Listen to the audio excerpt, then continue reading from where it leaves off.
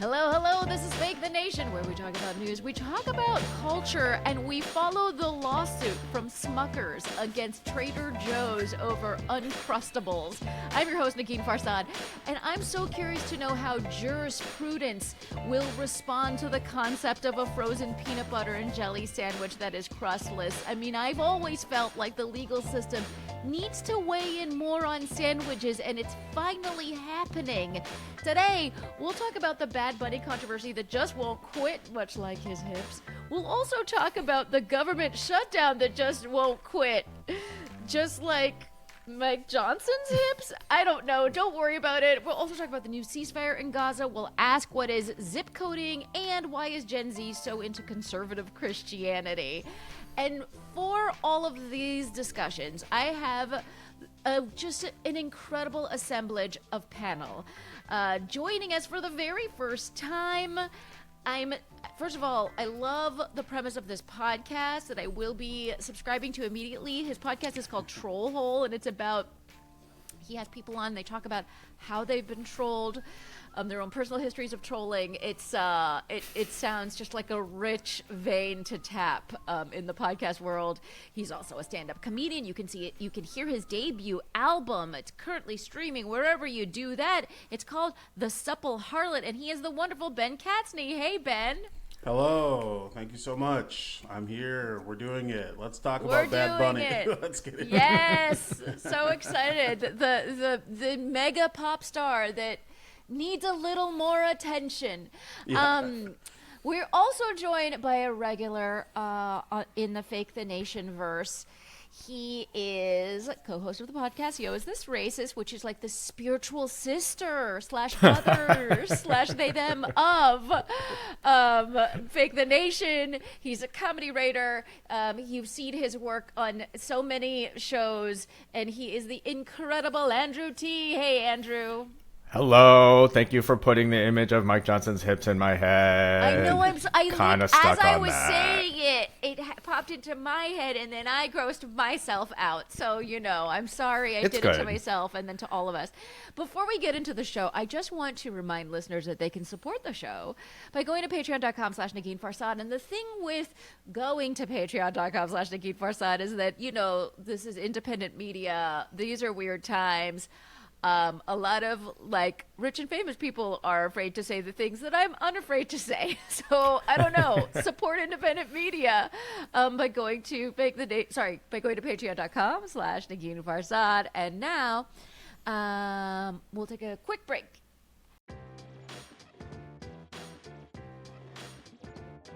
Today's show is sponsored by Mosh. And here's the deal. I'm getting older.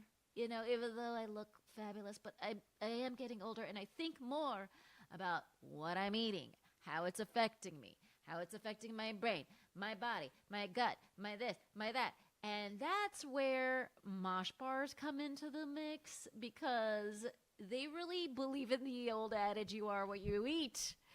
And Mosh bars really help with the you are part of the what you eat part.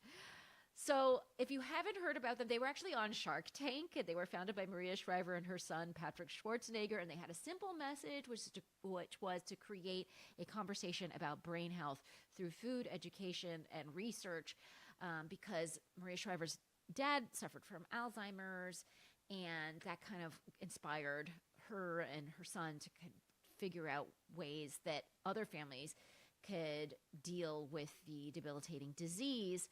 They joined forces with top scientists and functional nutritionists to help develop a protein bar. Each Mosh bar is made with ingredients that support brain health, like ashwagandha, lion's mane, collagen, omega-3s. There's game-changing, brain-boosting ingredients that you won't find in any other bar. It's the first and only brand that's boosted with something called Cognizin, which is a premium nootropic that supplies the brain with a patented form of cytokine. Mosh bars are they're actually delicious. Now, my husband is a huge protein bar fanatic. He tries all of them. He has opinions about all of them. And this is the first time he ate one that was just like, okay, that actually tastes good. In our household, we're partial to the peanut chocolate chip. We are, but there's other flavors like chocolate chip cookie, hazelnut chocolate chip. They've got a bunch of flavors that are super delicious, and they make you feel good. They donate a portion of all the proceeds from your order to fund gender-based brain health research through the Women's Alzheimer movement, which is great because 2/3 of all Alzheimer patients are women. Now, and by the way, like, I'm in an age group where like a lot of people are finding out about their parents that they have Alzheimer's, so they're starting early about their own health, you know?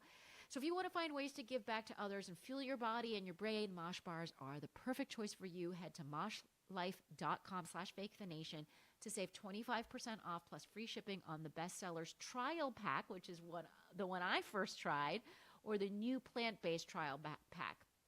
That's, again, 20% off plus free shipping on either the bestseller trial pack or the plant-based trial pack at moshlife.com/fakethenation. That's MOSHLIFE, moshlife.com/fakethenation. And thank you so much to Mosh for supporting this episode.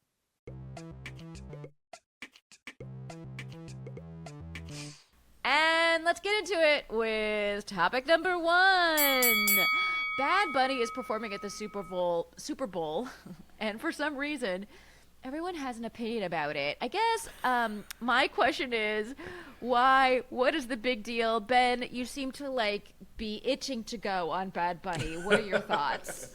I mean, I'm furious. I'm appalled. I can't believe the way that my wife is going to be horny during the Super Bowl is just not okay.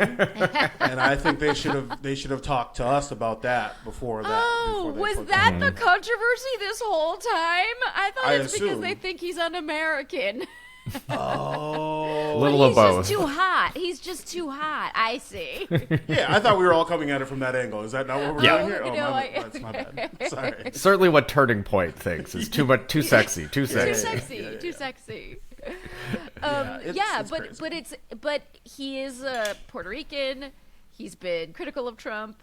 He does sing in Spanish. I don't know, Andrew. What do you think? I'm a little surprised that the president of Super Bowl, I don't know who makes the decision here, but decided to go with Bad Bunny. I will say it's a little like amazing that when every other major media corporation is like very clearly like we get to be right wing now, the thing we always actually wanted, that for whatever reason they crunched the numbers and have decided that Bad Bunny is profitable for them. So that's the only thing that they care about. And it's a little heartening that like sort of when the numbers are crunched by these people who I think culturally, given their preferences, they would love a conservative Super Bowl. So like or conservative Super Bowl halftime show. So I don't know. I think that's a little like when rubber hits the road, when actual money's on the line, they went with Bad Bunny. Yeah, I mean, he does stadiums and stuff. It's not like he's some unknown super lefty. I mean, he is like left of, MAGA or whatever. Yeah. But it's not like he's, they didn't take him from a coffee shop where he was like drumming on a guitar, like wearing a beanie. Like he's a superstar. You know what I mean? Yeah. It's just strange. Obviously, he would do the Super Bowl. It doesn't make any sense. I feel like it's great. Sorry. I just think it's great that they like doubled down. They're like last year, or like we know we pissed off a lot of very old white people in the Midwest when we had Kendrick on. We hear you. You're seen. Now here's a Puerto Rican who will not say a word of English. You're gonna have to deal with it. Sorry. I think that's a beautiful thing. Honestly, that's trolling to the max. Honestly. That is trolling. Now, here's another form of trolling. We could call this, I guess, the counter troll, which is that there's going to be apparently an American Patriot Super Bowl halftime show by Turning Points USA. The rumors of the performances now, I guess none of this has been fully confirmed, but they are rumors. That Kid Rock, Ted Nugent, Travis Tritt, Jason Aldean, Aaron Lewis of Stained, John Nice. Rich, Lee Greenwood, and For Gigato Blow or whatever will perform. I'm not familiar with all of those acts. You gotta expand your Spotify, Negin. You gotta really get into Magify. I'm not gonna lie. I remember when Jason Aldean made a splash or whatever. Sure. But yes, okay. These are some other names of people. I'm gonna say they're not like superstars in the way of Bad Bunny. Is that accurate? Yeah.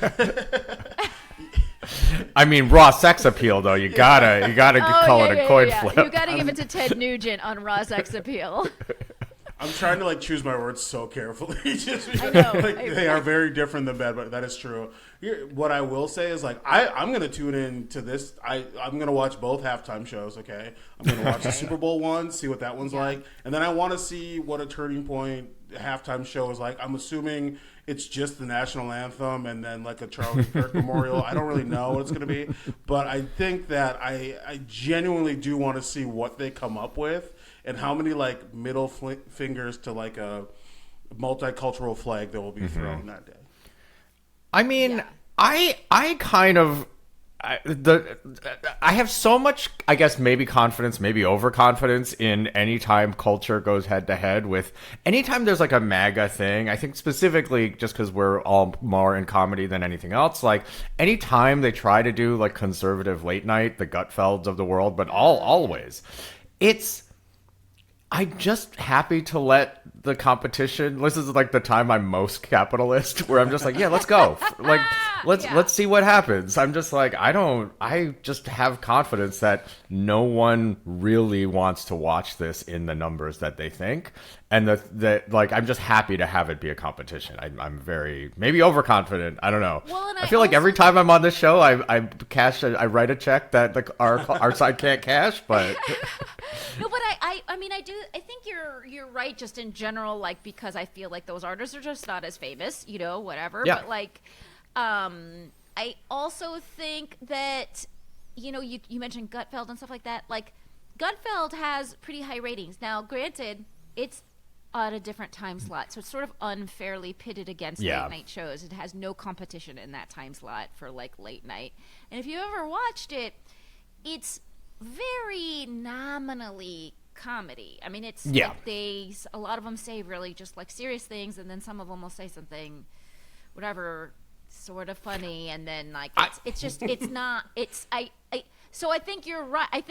I think what happens that I think is frustrating is that just like people will, and the people who are doing this on Spotify with some of the songs from probably this list of performers, like they would just play it on repeat to get the numbers up, you know, like manipulating Spotify. Of course. So I feel like there will be a like, I don't know how these things are counted or whatever, if there's Nielsen index ratings for, you know, it can be manipulated in that way or whatever, but obviously there's like streaming hits.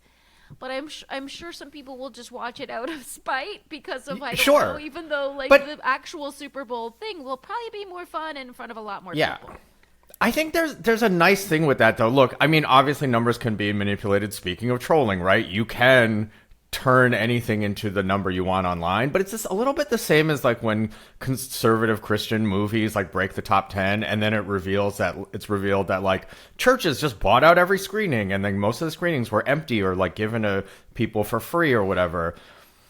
There's just kind of, at the end of the day, there's not as many like truly right-wing freaks, I will say. I'm saying it, not you guys, but like, okay, you know, their actual base is not as big, and it's always been like artificially inflated because they want the number. And like, even then, I'm just like, it's fine. It's gonna be fine.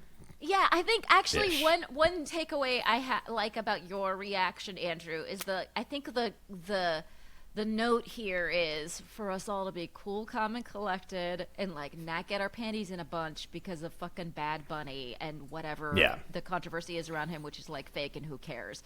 You know what I mean? And if Ted Nugent wants to go head to head with Bad Bunny, that's cool. Like, good luck to everyone. You know? Like, Turning Point will lose money putting on this show, and that's the only thing that matters. Like, I'm just 100% they will and lose our money lives putting will on go the show. on, and Ben's wife will be, she'll kick me hot out of and the room. bothered. Kick me Yeah. out of the room. Okay, well, let's go to another point of culture that I learned about this week, which is it's called zip coding. It's a new trend in dating, and that's where you set your dating app zip code location radius so tightly that you never date anyone outside of your zip code. Now that sounds harmless enough. I don't know, Ben, what do you think of this? You know, as someone who just wants to be left alone in general, you can zip code me out. That's fine. If I have the wrong 3 in the wrong place and that makes you want to leave me alone, I totally understand that. I support that. I get that. I do think it's a good way to make sure that people, are understanding how our addresses work and mail systems and everything. I think if this is a subversive way to get people educated about, the state of our country. So that's fine. And just geography. Yes. Yeah. I will say, I think I'm the only. Elm Street. Okay. I'm as the single person on the pod. I think I am literally doing something tonight that I wouldn't normally do, which is I am driving to Beverly Hills for a date because I like this person, and it would otherwise. Is it a first date? No, it's like, but it is a sort of. They'd been coming to the east side, and I was like, oh, I'll go to the west side, and I am like, I really like this. I really like her because. Because you're like driving to Beverly Hills. Yeah. I'm driving an hour. Now, did you have a moment of like hesitation at the start of these proceedings where you were like, oh my God, why am I dating someone outside my zip code? And in Los Angeles, I think you could call it like a 3 radius or whatever. I will say this though, also, I do think the fact that it's called zip coding really smacks of boomer-ish trend piece writers more than because and the article we read goes into it because in reality it's not zip codes because as we've learned from things like gerrymandering, but just in general, those borders are not sensible. Like a zip code doesn't really matter, but like 3 miles away, 5 miles away, 7 miles away, it does matter. So I listen, I'm not a kid, but I'm curious whether the kids, even if they call it zip coding, no one actually means zip coding. They just mean setting your app to a 10-mile radius or whatever makes sense for your town. This is maybe the machinations of like someone who thought they had a think piece on their hand. And by the way, I wanted to get your thoughts on this, which is that oh my God, this dating coach, her name is Amy Chan, was quoted in one of the pieces we read. She said, "We expect everything to be tailored, fast, and frictionless, as if love should work like food delivery. It's connection without commitment, convenience over investment." She is against this zip coding trend, if in fact it is a trend. Ben, do you feel like are you concerned for the state of love if zip coding is a factor? Wow, that's just in my marriage after the Super Bowl. But other than that, we should be okay. But so 2 thoughts in my head. One, zip coding in general. I want to say, I feel like you're right, Andrew. This is like a rebrand. This is the thing that's been going on forever. Like I've lived in New York for a long time, so people would be like, I'm not going to Queens. I live in Harlem or whatever, and it's like, I'm not going to the Bronx. And it's like, okay, that's fine. We just don't meet the people over there, I guess. So I do think this is a rebranding. I do think that person is correct in that a lot of people do want the seamless aspect of love and dating and whatever. But like, I don't know.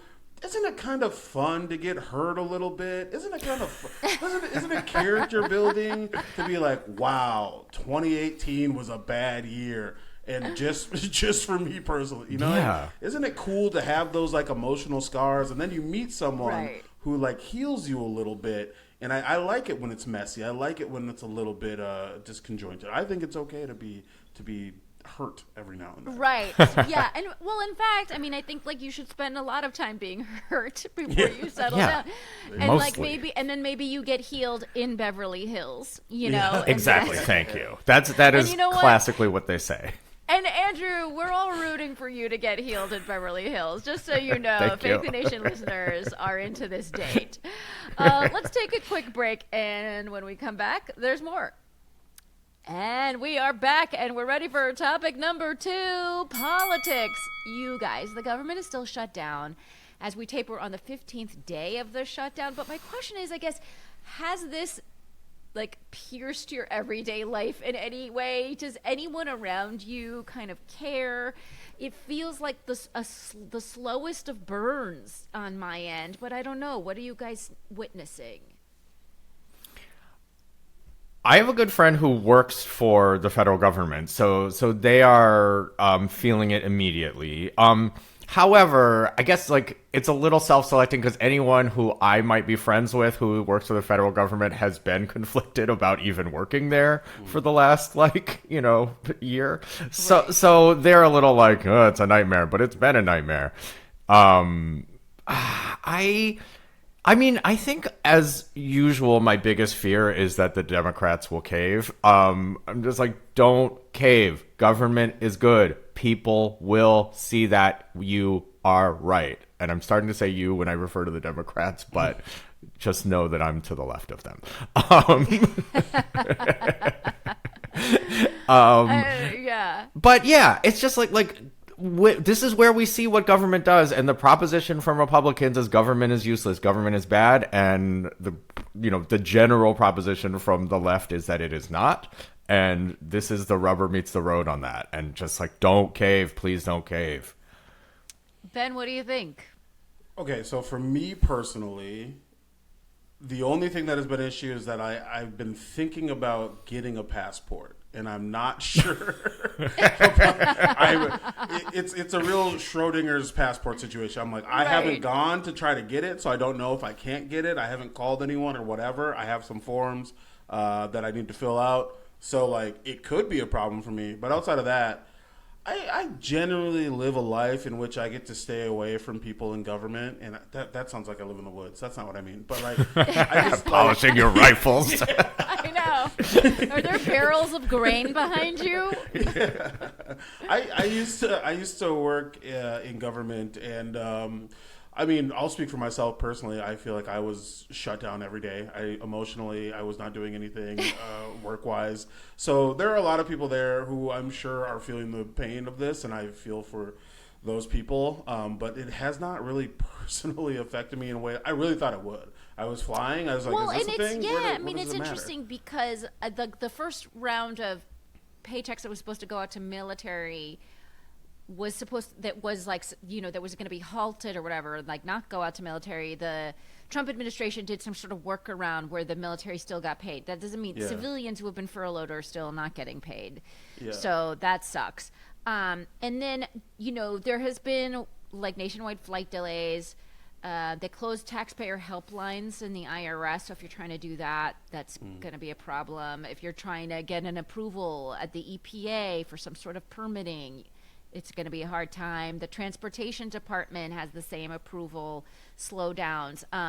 They shut off access to national parks. 750,000 people have been furloughed. 4,000 people have been laid off. That's as of Friday. I don't know what today's number is. And then I think over the weekend, a bunch of those people were then rehired. So I actually can't tell the full number because of its chaos.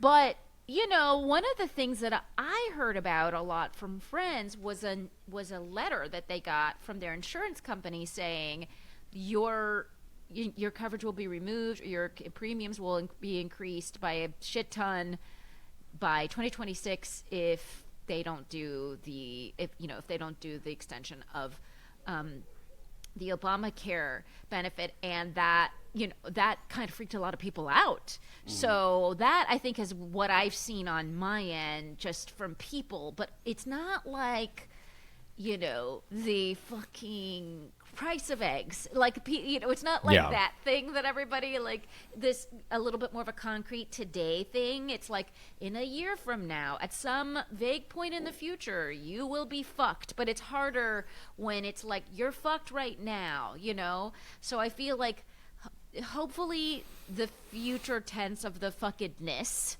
will give Democrats a little bit more of a spine so they could hang on. Yes. This is they need the Affordable Care Act extension to happen. We all do as a country, and it's so like, I know that to the Democrats and to politicians in general, it seems like, the voting body are goldfish, literal goldfish, who can't understand what the future is. But trust me, we can, and people will like understand what needs to happen in the future. Again, don't cave, please don't cave. Can I throw a suggestion out? Yeah. Oh, sorry. Please. We can be. Yeah. Throw a I suggestion. feel like whenever we do a government shutdown, like our senators and everybody, like all these high level officials, should have to work our jobs. We should get a vacation. They need to work. Yep. They need money, right? We'll still get paid, but they need to know what it's like out here. Like, oh, you don't want to work? All right. Well, it's like if you're a teenager, and or maybe you just graduated college. I'm losing the reference here, but it's like a parent being like, if you're gonna stay under my roof, you're gonna work. Okay, so that's what it needs to be. So it's like a bring your senator to work day. Yes, I like this idea. Let's see, how can we run this up the flagpole, guys? Bring your senator. We need Adam Schiff doing some stand up tonight. That's what I want to see. That's exactly what this country needs to feel. I agree. And we need Adam Schiff going on that date. You know what I mean? Yeah, just handle it. Handle business, dog. So on the other end of the Trump administration, they continue to threaten the invocation of the Insurrection Act as a way to get around court rulings that have prohibited them from deploying the National Guard troops to places like Portland. They haven't done this, and maybe they won't, and maybe they're just fear-mongering to keep control of the news cycle. But I don't know. Are you guys worried about the Insurrection Act being used to kind of get the troops in there? I know. I'm sorry. I don't want to think about it either. I don't. I guess I could be worried about. I guess I'm just worried. It's like what laws really matter anymore. I feel like it just feels like they're kind of doing whatever they want. I am fresh off of watching the new Leonardo DiCaprio movie or whatever. It just me too. Certain scene, without giving anything away, just watching it, I was like, "Whoa, this is so on the nose in a way I was not prepared for." So now I'm very like, great. Whatever. What can we do? How can we push back? So, yeah. Well, no. I am okay. I took the opposite out of that movie, but there is some good stuff. reading. There's some stuff, but this is also like a good moment because that's about I don't think I'm giving anything away to say that is about a fringe violent organization. Oh sure, yeah. I guess what I mean is the struggle never stops. It's great. Well, and by the way, not to promote myself right now, but like. Please. I did a series with TED Democracy. So like TED has this democracy initiative, and we did this 3-part video series in Philadelphia. And so you can see all of those. Just Google TED Democracy, Negin Farsad or whatever, and these 3 videos will pop up. They just launched. And in the first episode, we talk about the road to getting the right to vote. And it starts off in like 1789. We're all constitutioned up, but just like 15% of the population could vote because it was really down to just, land owning white men. And then over the years, we stuck to it. We were steadfast in our commitment, blah, blah, blah. So it took many decades for us to get to the point where like I could vote, you guys could vote, right? So you guys could vote, by the way, before, none of us here could vote before. You couldn't vote for different reasons at different times. We could vote for different reasons. But anyways, it took a long time to get there, and it was all about like sticking to it. And I think this is a good reminder that there's a No Kings protest on Saturday. It's just like a nice reminder. We've had Leah Greenberg from Indivisible on the show. I'm a big fan of the No Kings protest. If you haven't gone, I went to the last one. It was a really beautiful display of patriots being cool. And so I don't know, I highly recommend if you don't have plans on Saturday to make it out to your local No Kings protest, which I mean they're in cities big and small, so look that up. And they're wearing, I think, the color yellow according to my latest Instagram news. But okay, quickly, let's talk about the hostage release. Now, it's weird because I feel like it's too early to say much because a lasting peace agreement and rebuilding Gaza are actually gargantuan efforts, and there aren't like succinct plans for those yet. But at this early stage, I mean, how much credit do you give to Trump for the ceasefire in Gaza? I know. I'm going to say something crazy, so we should let Ben go first. oh no, I'm the. What have you both? Say I'll say the crazy. Well, my crazy thing is not even crazy, but my possibly extreme thing is that like these have always been just PR exercises. Like this, it's not a ceasefire in my opinion because it's not a war in my opinion. This is, as it kind of always has been, Israel's decision as far as what's going to happen next, in my opinion. And so, you know, of course, they do want to make these markers of like time and pomp and circumstance, and that's what Trump is taking advantage of. But I don't know, it's just as fake as all his other deals, so I'm just like, who cares? It did, you know, it did lead to a cessation of fighting. Yeah, for now. Right. I mean, that's what a ceasefire is. It's temporary. It's not like a lasting, you know what I mean? It's yeah. And I think what's weird about I mean, there's all sorts of weird feelings. One, he was a major factor. Trump was a major factor in getting it done. So was, you know, there were other countries involved. Qatar, Turkey, Egypt, you know, they all leveraged what influence they had to get it done. So it's not like Trump acted completely alone. But, you know, the other thing that's frustrating is, couldn't they have done this sooner? You know, obviously, that's, you know, a feeling that everybody has. Like, they could have probably done a lot of things much, much, much, much sooner before Gaza was turned into rubble, and a lot of people died. That said, I don't know. I mean, you know, but the people, you know, you look at news footage from the people of Israel who just talk about Trump in such glowing terms. They credit him entirely. They don't mention Netanyahu at all. He does not appear to be popular. Ben, I don't know. What's your take? So I think what is this is maybe a little more obtuse, which, you know, as you get to know me, that's a lot of my answers to things. Okay. But I think it's such a fascinating time to live in because everything is so insane that sometimes people you literally despise and you can't stand are starting to do the right things or say the right things. So it's like, oh, Trump brokered a ceasefire. And you're like, yeah, however real it is, like that is technically a step in the right direction, right? I just saw like an interview with like Marjorie Taylor Greene, and she was saying stuff where I'm like, oh no, I think I agree. Like, but not like crazy, not like, you know, it was just like, we need to take care of Americans and whatever. And like, I was like, what is, and then Tucker Carlson is saying stuff. There was a clip of like Candace Owens, and I was just like, oh, Either I'm this like right wing lunatic that I didn't realize, or they're starting to like, it's such a muck of ideas and different things happening right now that eventually people say so much stuff that you're like, I agree at least with this one thing.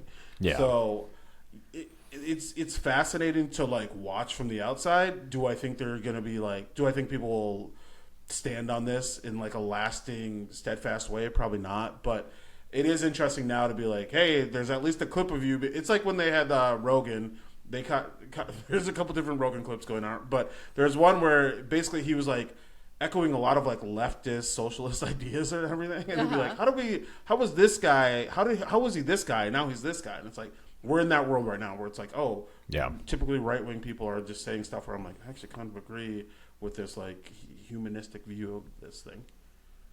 Yeah, but I think I think I will say if this means that people will not die anymore, I'm obviously very pleased, right? right? there. Like just from a basic standpoint, does this mean he gets a fucking Nobel Peace Prize like next year? Maybe this season of Trump didn't make it by the fucking cutoff for the Nobels. But when he starts give him something else? when he starts Let's his give him an Emmy or something. campaign, Does he Doesn't he? Doesn't he have an Emmy? Unfortunately, I think he does have an Emmy, but I For The think what he Apprentice, really probably wants is an Oscar. Don't you give him think that. it's the most glamorous of the awards? Like, I don't even know, with the Nobels, you don't have the same, like, you don't wear the, I don't know. Like, is there a red carpet, a Nobel red carpet? Good point. I'm paraphrasing like, I think that's all this. he wants.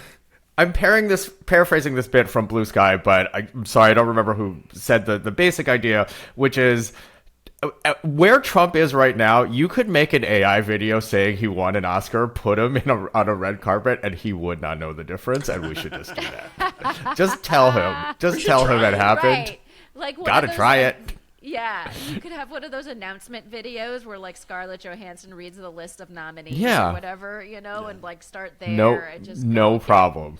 And he wouldn't know. He's in that bubble. All right, folks. Oh, one last thought, because this kind of just came up very recently, that the Pentagon is now asking news outlets to basically sign off on. They're revoking their kind of like press passes unless the Pentagon is allowed to like review what they want to publish and basically like sign off on everything. And nearly every news outlet has not signed on to this. This was like little Pete Hexas' idea. In addition to don't have facial hair, and don't be fat. Those are his main ideas. Are you guys surprised that, like, I don't know. I mean, I'm definitely not surprised. And I also, you're surprised that what? The I'm news surprised outlets didn't sign. I'm surprised that. Yeah, I'm surprised they didn't sign, given the rest of their behavior. I'm like, well, this is where you draw the line. Like, good, I guess, but come on. No, but I mean, it's the fun. It's literally foundationally press. It's the news. Yes. You I don't suppose get to tell me what I report. I Like, would. That's not how it works. I would argue there are other pieces of foundational journalism that those outlets have abandoned, so I'm surprised that they're holding the line on this one.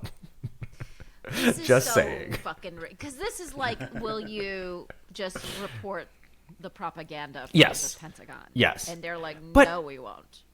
It's so funny though, because it essentially boils down to like, you do the pinky swear, because in my opinion they do 80% of that already. So I'm just like Andrew is down on institutions, guys. I All of them, whatever. sorry guys, I understand I'm a lunatic. I want to make that clear. Let's just remember, this is pre Beverly Hills healing, Yes, So I feel yes. like let's get Well, it back on we the couldn't show record tomorrow morning. Any thoughts on that, Ben? So I used to work in journalism, and like both things, Andrew, what you just said of like 80% of what you feel like they are just kind of reporting what they get. Sometimes you are in this like weird conundrum of you're like, I know something happened, I don't have all the information yet. Yes. So like, of course. I have to report like what the police department is telling me right now, but I do need to dig in. It's their job to dig in later, and that's every White House press conference is that. I feel like where they're just like, "Hey, I'm lying to your face," and like it's your job to figure it out after. Nobody like it's hard to real time fact check. I guess I don't know. Whatever people just don't seem to be doing it, but So you're kind of caught in that. So I hope so. Like I don't love where we are as a society with journal. I remember going to like my freshman class in journalism. And long ago for me, but not in the grand scheme of things, not long ago. And then being like, yeah, it's a tough industry out there. And I remember of course. Like, you're telling freshmen this. So, like, if that's 10 years ago or whatever. That's the glowing welcome to the world. Right. Hey, so it's I tough, can't dog. even imagine how bad it is now. So, like, I like that they're putting up, they're like, hey, we're not just going to completely roll over for you. But, like, it is. We're in a very weird I guess space. to me, it's just like the continued like inability to say, here's what this known liar who we have documented lying, this number of dozens of times has told us. Just that. It's tough when the known liar is friends with the billionaire who owns your company, and it's like, don't talk. But that's why because I'm just like, I'm a little surprised that like essentially formalizing access journalism is the line, because it happens on an informal basis pervasively. So I'm just like, I don't know. Again, I'm surprised that the pinky swear was the problem, not the act of doing it. All right, folks, let's take a quick break, and there's more. And we're back, and we're ready for topic number 3. About a third of Gen Xers are non-religious, according to new data, but a sizable minority is flocking to conservative Christianity. 24% of Gen Xers go to church every week, which is, by the way, slightly higher than millennials and Gen Xers, who I guess are just fucking godless. What is going on here? I mean, I remember thinking that Gen Z would be the sort of death blow of church. Maybe pre-pandemic I thought that or something, and then it just feels like it's that view of Gen Z is just sort of eroded over time. It also felt like Gen Z was just going to be such obvious Democrats. That view has eroded over time. I don't know. Were you guys surprised to hear these statistics about Gen Z and conservative Christianity?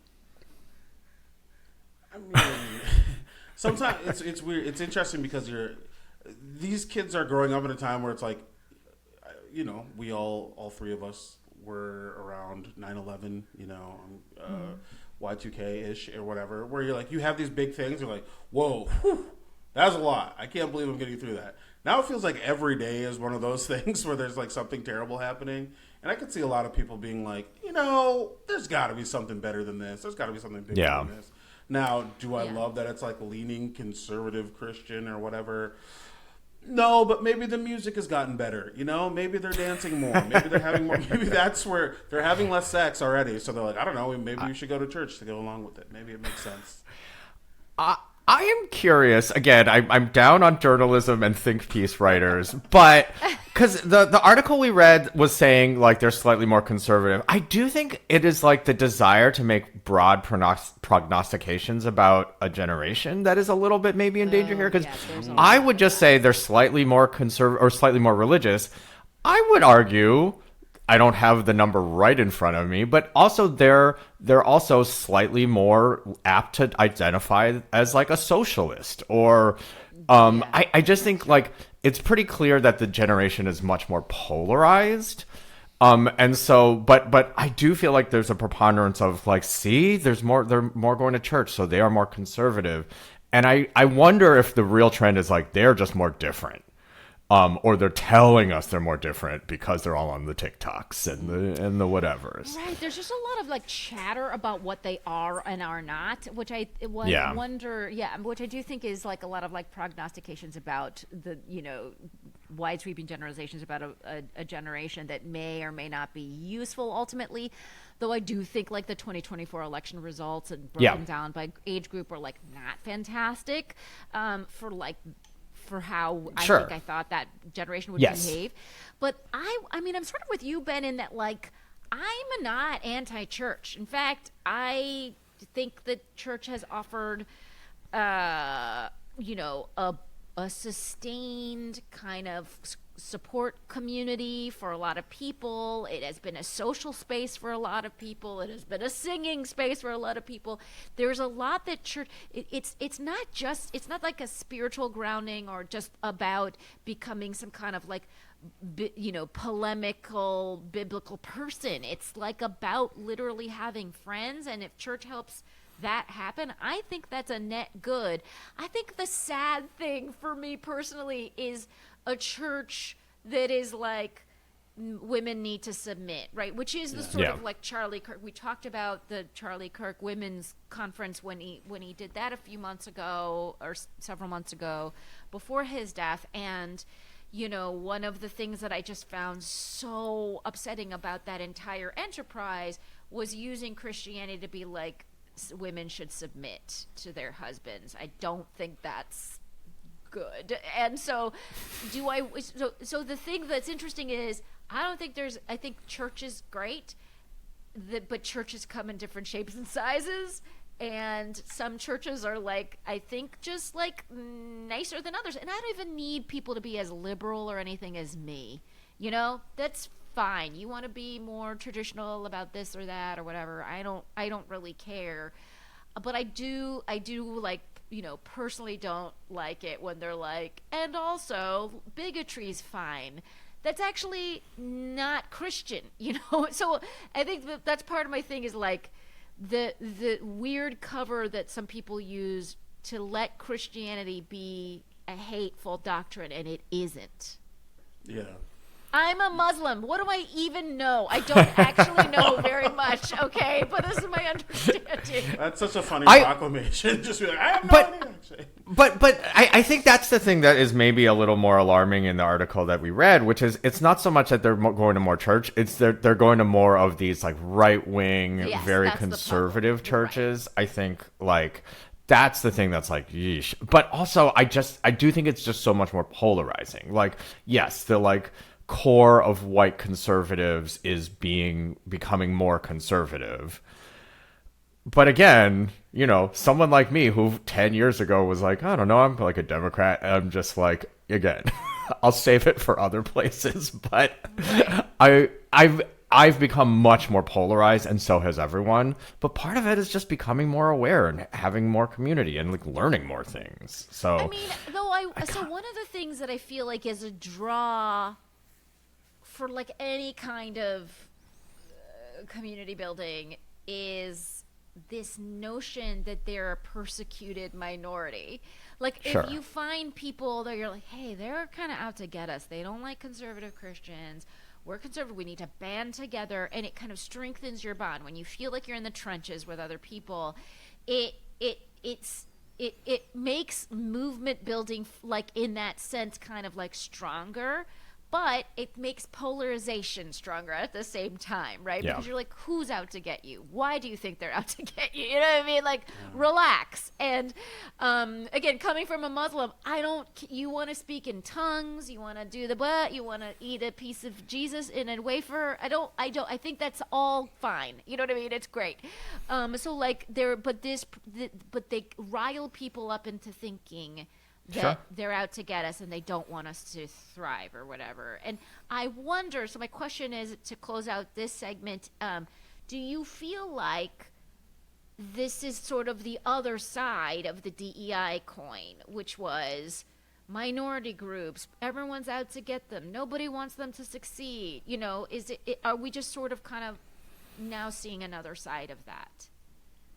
Is that a weird question? I'm not trying to be leading. I'm just curious what you guys think of that. I feel like that was more, I guess I never thought about it in like a religious sense, because it felt like those people would always, no one was like, oh, I'm going to church and the pastor's black now. You know what I mean? Like, I feel like they were fine. Right.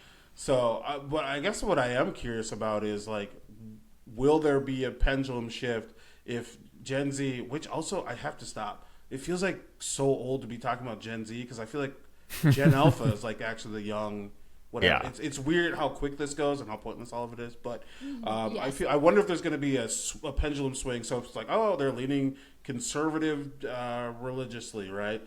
And then there's going to be like, is there going to be a shift to be like, actually, we're religious and we're super open to a bunch of different things and we're super liberal and socialist or whatever. Like, what does that look like? I'm fully curious to see, does that exist and I just don't know about it, or will it be coming up more than I think about, is this reactionary specifically to DEI stuff? I just think, I don't know. I think a lot of people are scared or they listen to their parents too much. That's it. Yeah. I mean, I think that these guys were thinking this stuff about DEI. They're just more comfortable being openly racist. So I just don't think they're fundamentally different people, I guess. They're just more comfortable saying who they are. Maybe I'm wrong. Maybe you're right in that they have been, like, the community building has made them into what they are. But I just kind of think, like, they were always like this, I think. Oh, folks, let me know. What do you think? People Sorry, Fake Negin. Nation. No, the This three is of us awesome. can't figure anything out, and we need your input. Guys, what a lovely show that was. Thank you so much for joining me. I want to I want the people of Fake Nation to be able to follow you and everything that you do. Ben, where do they do that? You can follow me into the woods. That's where I'm at. I'm staying here right now. I've decided that the world is ending and everything's burning. But if you want, you can follow me on everything at Shaq Katzner. Shaq like the basketball player. Katzner, Katzner. My album Supple Harlot is out right now. I have a special on YouTube called Supple Harlot. You can watch it for free. And like I said before, a podcast called Troll Hole. You can just check us out wherever you listen to things. And Andrew, where do they follow you? Thanks for having me. I'm at Andrew T on just every relevant social media. We have also, I just wanted to say, at Yosis Racist, we've started, just because of the way the world's going, a much lighter premium podcast called Starter Trek, where my co-host Tawny Newsome is just, a Trek royalty, and she's making me watch Star Trek episodes, and I'm trying to figure out what's going on. So if you decide which characters are racist on there, right? Oh, you know what? We don't talk about any of that except for I do like, well, it's alien racism or spacism, of course. So it's a lot easier to talk about. Folks, tune into that. Everything they do over at Yo Is This Racist is so fun. And you know where to find me and everything I do. I want to thank everyone. I do want to mention, actually, I have a new piece in Progressive magazine where you can read my column. This piece is all about the corruption of the Trump administration. It's just like a fun little jaunt through corruption. So check out my column. It's called Hemming and Hawing in Progressive Magazine. And I want to thank everyone who makes the show a possibility. That's our wonderful producer, Rob Heath. Thank you so much to Gaby, who wrote our theme music. And you can email us at fakethenationpodcast@gmail.com. Don't forget to support the show at patreon.com/Negin Farsad. And otherwise, we'll be back in your earballs next week.